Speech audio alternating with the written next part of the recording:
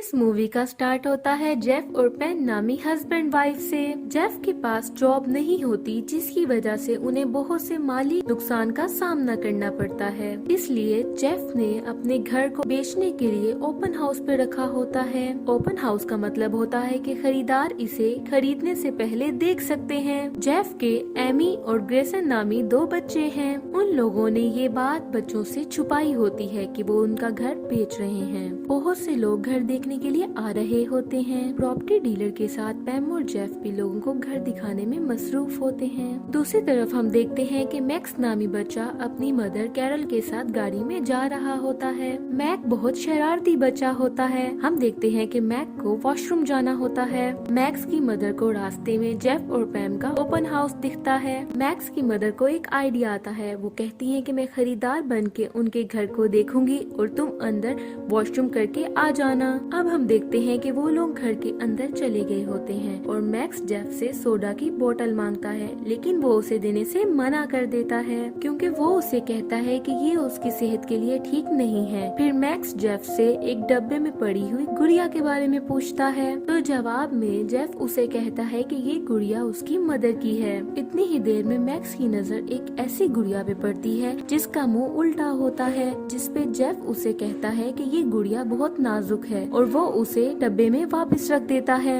इतने में वहाँ मैक्स की मदर आ जाती हैं और वो कहती हैं कि ऐसी गुड़िया के बारे में उन्होंने टीवी पर देखा था कि ऐसी गुड़िया बहुत कीमती होती हैं। जेफ उनकी बात सुनकर मजाक में ले लेता है। इसी दौरान मैक्स की मदर उसे कहती हैं कि अब हम घर चलते हैं, लेकिन मैक्स वहाँ से जाना नहीं चाहता था क्योंकि क्रिसमस के मौके पे उसके घर में उसके सारे रिश्तेदार आए हुए होते हैं। मैक्स की मदर उसे डांटती है और गाड़ी में जाने के लिए कह देती हैं। उसकी मदर उसे समझाती है कि चाहे तुम्हें अपने रिश्तेदारों से जितनी ही नफरत क्यों ना हो, क्रिसमस के मौके पर हमें अपने रिश्तेदार और फैमिली को साथ लेके चलना चाहिए क्योंकि यही क्रिसमस का असल मतलब है। दूसरी तरफ एबी और क्रिस घर आ जाते हैं, जिन्हें अभी तक ये नहीं पता कि उनका घर सेल होने के लिए ओपन हाउस पर है और वहाँ पे मौजूद जेफ और पैम उन दोनों बच्चों को प्रॉपर्टी डीलर से इसलिए मिलवाते हैं कि ये उनके रिश्तेदार हैं और वो उसकी असल पहचान यानी कि प्रॉपर्टी डीलिंग वाली नहीं बताते।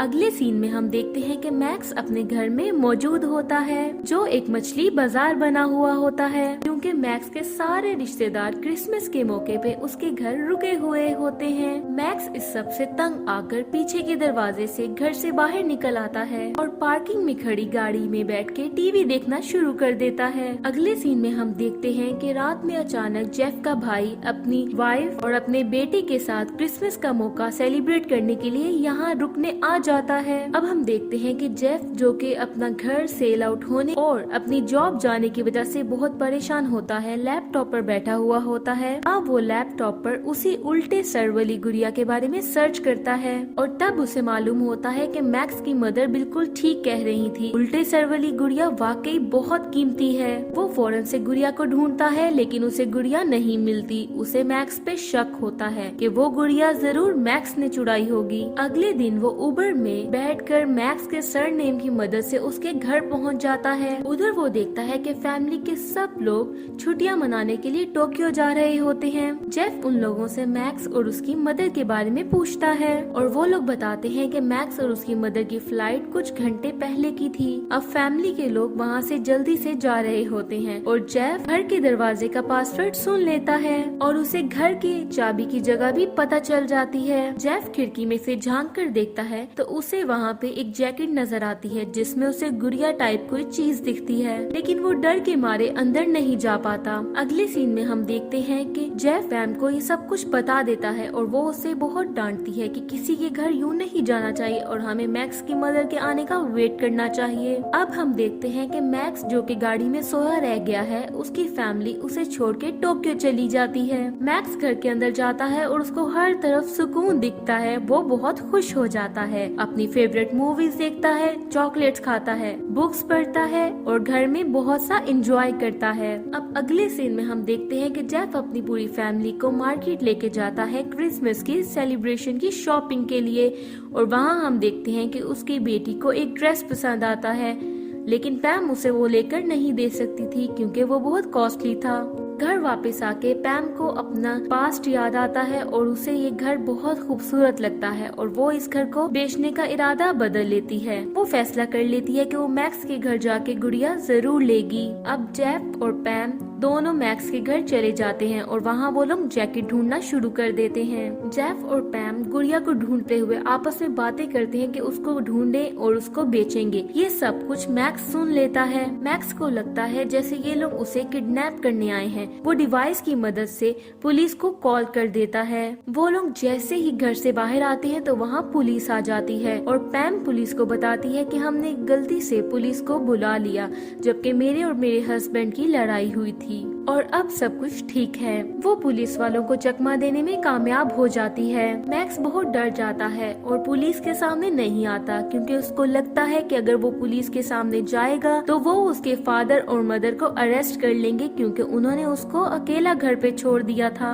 अब जेफ लोग वहाँ से चले जाते हैं। नेक्स्ट सीन में हमें दिखाया जाता है कि टोक्यो पहुँच के मैक्स की फैमिली को एहसास होता है कि वो मैक्स को तो घर पर छोड़ आए हैं। मैक्स की मदर डिसीजन करती है कि वो टोक्यो से वापस घर जाएंगी। अगले सीन में हम देखते हैं कि जेफ अपनी वाइफ के साथ चर्च में बैठा होता है जहां उसे प्रॉपर्टी डीलर मिलता है और वो इन लोगों को बताता है कि कुछ लोग इनके घर को खरीदना चाहते हैं और इन्हें जल्द से जल्द कोई डिसीजन लेना होगा। अब हम देखते हैं कि चर्च के बाहर खिलौनों के स्टॉल्स लगे होते हैं जहां जेफ का बेटा क्रिस होता है और वहां मैक्स भी आ जाता है। दोनों में बहुत बातें होती हैं। उसके थ्रू क्रिस को पता चलता है कि वो घर में अकेला है। क्रिस मैक्स का ध्यान बटाने के लिए उसे अपनी पानी वाली गन दे देता है। जेफ और पैम देखते हैं कि मैक्स एक बूढ़ी औरत से बात कर रहा होता है। ये लोग समझते हैं कि शायद वो उसकी ग्रैंड माँ है। अब वो लोग और ज्यादा कॉन्शियस हो जाते हैं। अब जेफ और पैम प्लान करते हैं कि कैसे वो गुड़िया उसके घर से लें। वो लोग प्लान बनाते हैं कि जेफ सेंटा बन के मैक्स के घर में जाएगा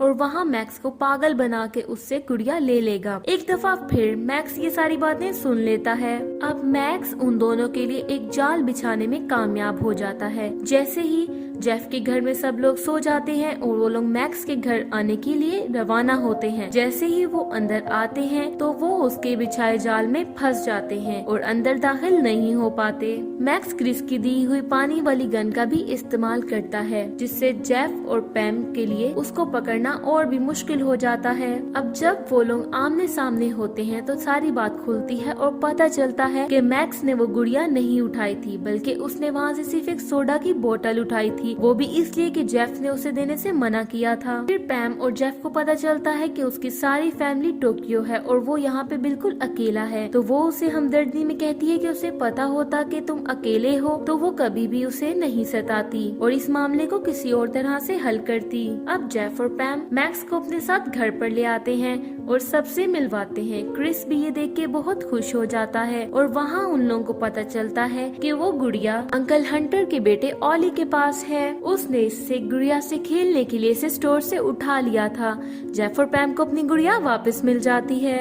अब अगले सीन में हमें दिखाया जाता है कि मैक्स की मदर टोक्यो से आ जाती है और मैक्स को लेने के लिए इनके घर आती हैं। मैक्स अपनी मदर को देख के बहुत खुश हो जाता है। मैक्स की मदर जेफ और पैम का शुक्रिया अदा करती हैं। अब अगले सीन में हमें दिखाया जाता है ये कि ठीक 1 साल के बाद क्रिसमस दोबारा आती है और जेफ और मैक्स की फैमिलीज इकट्ठे बैठ के क्रिसमस डिनर कर रहे होते हैं। अब जेफ के पास अच्छी जॉब है और सब लोग बेहद खुश हैं। जेफ मैक्स को सोडा की बोतल दे देता है जो उसे उसने 1 साल पहले देने से मना कर दिया था। इसी के साथ मूवी का एंड हो जाता है। Thank you so much for watching.